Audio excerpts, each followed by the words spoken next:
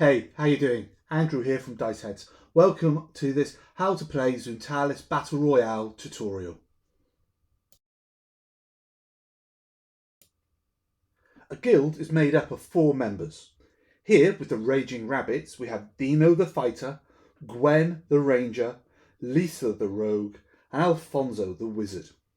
Each character tends to have its own skills that make it stand out. The fighters are stronger but slower. The Rangers can shoot from a distance. The rogues tend to be speedy and stealth. And of course the wizards have magical abilities. Character cards are used to control a character in gameplay. Let's have a look at a card. Here's Lisa, the rogue from the Raging Rabbits. On the card we have magic points, speed, defense and health all around the outside. We can also see the victory point that Lisa is worth if she is defeated. We then have our weapons. We have a melee weapon with a quarterstaff, a modifier of 4, and she also has darts, which has a modifier of 3 and a range of 3. We also have her own special ability and a species ability. In this case, Lisa can take the dash action for free, which means that she can move at double speed. She can also bunny hop over opponents without opportunity attacks. However, these special abilities can only be used once per respawning. You can also see the rogue icon to remind us which character type Lisa is.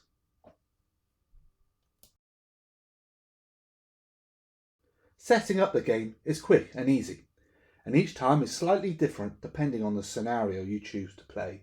Here, for this game of Capture the Flag, we are using a 2-foot square game mat. We start by arranging different pieces of terrain. These could be made from styrofoam, 3D printed, shop bought, or even Lego.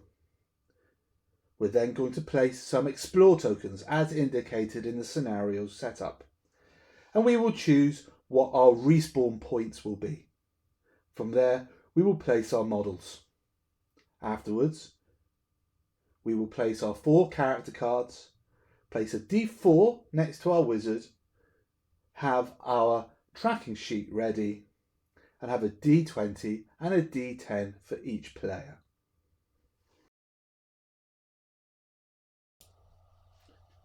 Turn order is based on selecting a character to play. We call this an activation.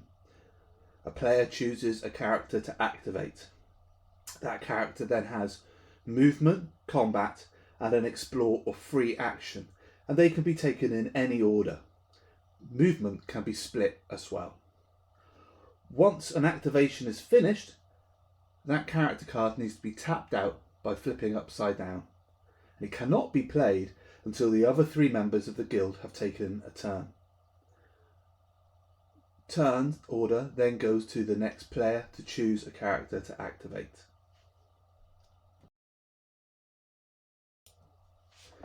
Each character has a movement speed that can be found in the top right of the character card.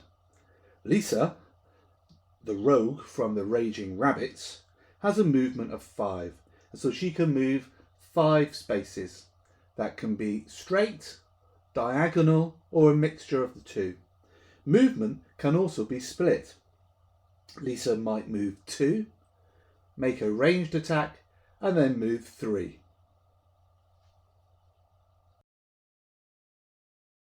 To make a melee attack, characters must be in adjacent spaces. Here we have Lockjaw from the Barmy Bats, about to try and give Alfonso a tap on the noggin with his battle hammer. Lockjaw rolls a d20, rolls a 12, adds the 5 modifier from the battle hammer for 17, which, compared to Alfonso's defense of 13, is a hit, which means that Alfonso loses a heart. If a character decides to leave melee space, it will provoke an opportunity attack, which means the other player has the chance to take an extra swipe.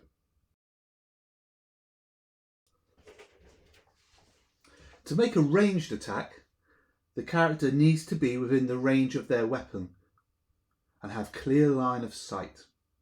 Here, Pickles, the ranger from the Barmy Bats, is trying to stick an arrow into Dino with her longbow. Dino was within 5 spaces, so she can make the attack. She rolls a d20 and rolls a 9 for 14 when we add the +5 modifier. Dino's defence of 16 means that it's a miss. If Dino is partially hidden by terrain, he will get +2 to his defence.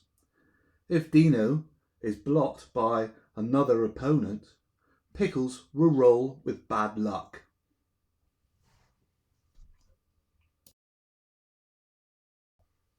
Wizards start the game with 4 magic points. Each magic point can be spent to cast a spell. We like to use a d4 to track our magic points. Here, Jackson, the axolotl wizard, is about to cast an ensnare spell onto Pickles, the bat ranger. In this case, Pickles has to make a spell save to stop being restrained and missing a turn. The spell save is 12. Pickles rolls a 15 and is free to attack the next turn. Better luck next time, Jackson. However, Jackson may also wish to cast an attack spell like Lightning Strike against Alfonso, who's hanging around in the background. This has a range of 10 units and is certainly worth 1 magic point and adds +3 to the attack. So Jackson rolls a 16. +3 is 19, far higher than the 13 defence of Alfonso. And so Alfonso loses a heart. You will find that wizards tend to have slightly weaker melee and ranged weapons to compensate the fact that they also have magical abilities. A wizard may choose to cast a spell on a member of its own guild, such as dash, heal, teleport, or magic armour. The effect of that spell is immediate, and you do not have to wait for the target's turn to be activated. A wizard may also choose to cast these spells on themselves. Each activation, a character has the opportunity to have a free action. They might choose to pick up an explore token. When this happens, the character needs to be on or on an adjacent space to an explore token. Pick it up and you'll roll a d10 on the explore token table. Some will be positive benefits, some might have a detrimental effect. That's the risk you take. If it has a positive benefit, the player can place that token onto the character card and use it at an opportune moment. Other free actions might be indicated in the game scenario, for example, picking up a flag or treasure or opening a door. At certain points in the game, a character might be reduced to 0 hearts, but fear not, they have not died. In Zoontalis Battle Royale, when a character is reduced to 0 hearts, they return to the respawning point as indicated in the scenario. When this happens, they drop anything they may have found during the game, such as treasure, a flag, weapons, etc. And they return to the respawn point. They return with full hearts. And magic users, such as wizards, can roll a d4 to find out how many magic points they regain. However, a respawned character cannot play until at least one other character has been activated within that guild. Each character has 2 special abilities which are indicated on the character card. They have their own personal special ability and a species ability. So in this example, Lockjaw, the fighter from the Barmy Bats, has a multi-attack, which means that he can use his battle hammer and wing slap in 2 attacks at the same time. That might be against the same opponent or 2 adjacent opponents. His species ability means that he can fly once per respawning. To take the fly action means to be able to fly over terrain and also ignore opportunity attacks. These special abilities can only be used once per respawning. You may wish to add tokens next to the card to help you remember which special abilities have been used.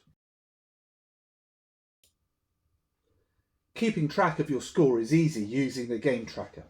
At the start of the game, add your guild member names to each box.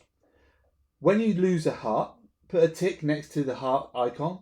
And once you've lost all your hearts and you need to respawn, you also need to put a tick next to the respawn skull.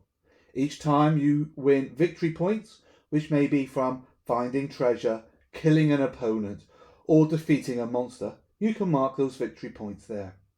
At the end of the game, you need to count all your victory points minus how many times your character respawned. Then add up all your guild points to see who has the most victory points at the end of the game. Those who complete the main game objectives will naturally gain more victory points. However, it is not guaranteed that they will win.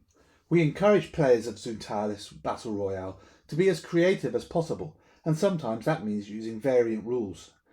In the rulebook, there are many different variant rules about how to set up your guild, how to use the explore tokens, and many other things. Please be as creative as you can, and if you find younger players might not keep up, there's nothing wrong with making the rules even more simple. The rule of cool always applies. We really want you to have fun, be creative, and get the most out of this game. And when you do, be sure to share all your photos and all your battle stories on social media and tag Diceheads. Well, thank you for watching this tutorial, and I hope it helps. If you have any questions, drop a comment at the bottom of this video.